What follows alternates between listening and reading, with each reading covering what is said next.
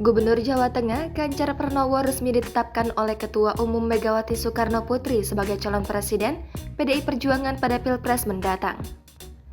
Hal tersebut diresmikan Megawati kala menggelar rapat secara daring di Batu Tulis pada Jumat 21 April siang. Melansir Tribun News Wiki, Ganjar Pranowo lahir di Kabupaten Karanganyar pada 28 Oktober. Pada 28 Oktober 1968 dari pasangan Pamuji dan Sri Suparmi. Ganjar Pranowo menempuh sekolah dasar dan sekolah menengah pertama di Kutoarjo. Baru setelah masuk ke jenjang sekolah menengah atas, Ganjar melanjutkan ke Yogyakarta, tepatnya di SMA Bob Kri, Yogyakarta. Ganjar melanjutkan pendidikannya di Universitas Gadjah Mada dengan mengambil konsentrasi di bidang hukum dan lulus tahun 1995. Dilansir dari biografiku.com, Ganjar aktif mengikuti kegiatan Gerakan Mahasiswa Nasional Indonesia dan Mapagama atau Mahasiswa Pecinta Alam Gadjah Mada.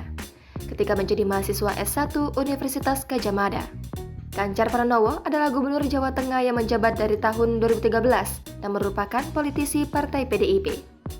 Ganjar kembali menjabat sebagai Gubernur Jawa Tengah setelah memenangkan Pilkada Jawa Tengah tahun 2018 berpasangan dengan Taj Yassin Maimun.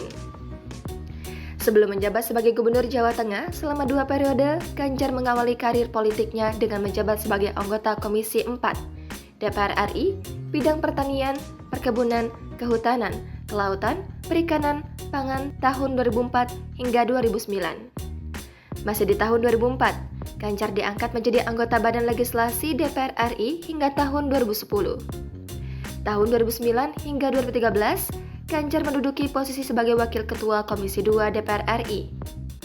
Bidang pemerintahan dalam negeri, otonomi daerah, aparatur negara, reformasi birokrasi, pemilu, pertanahan, dan reformasi agraria. Jangan lupa subscribe, share, komen, dan like ya!